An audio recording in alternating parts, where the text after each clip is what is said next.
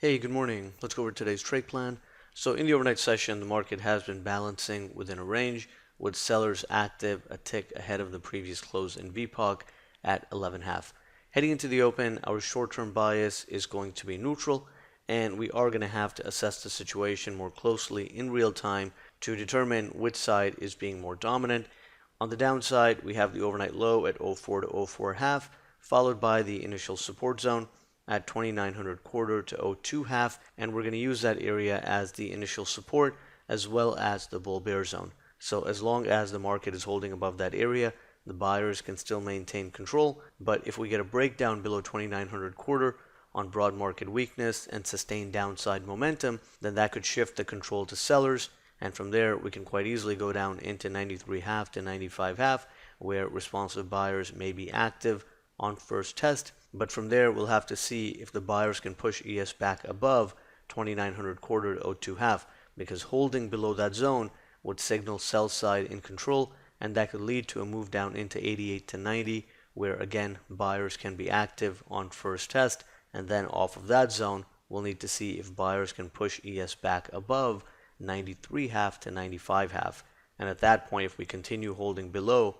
the 94 high volume node, then that would also signal weakness and confirm the sell side in control. On the upside, we have the pre-market resistance area at 11 to 12, followed by Friday's RTH high at 13.5 to 14.5, and then the main area of resistance is going to be 16.5 to 18.5. Now, sellers can be active at these earlier zones at 11 to 12 and 13.5 to 14.5, but the larger time frame area of resistance is going to be 16.5 to 18.5. That's the more likely spot for sellers to defend on first test, and the pre-market resistance as well as 13.5 to 14.5 is going to be a bit riskier. But in the event that we see a failure at 11 to 12 or 13.5 to 14.5, it would tell us that the market is not quite that strong. So even though 11 to 12 is not an area that we're going to automatically sell, especially given that the intermediate and bigger picture bias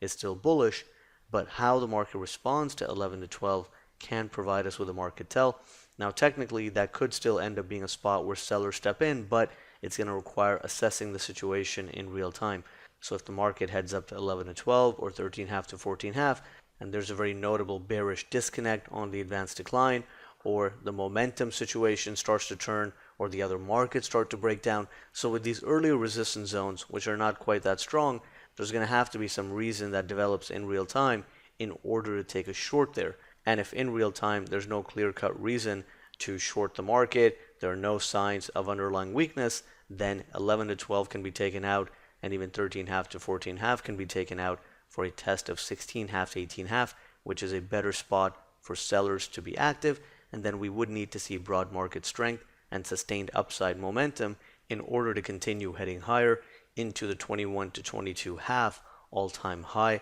which is another area where sellers can defend. And then of course, in order to get any kind of sustainable breakout to a new all-time high, we would need to see a lot of strength in real time, along with some increase in volume as well. So overnight, the market has been running on below average volume, and if that theme continues in the RTH session, then we could be exhausting the range into 21 to 22 half.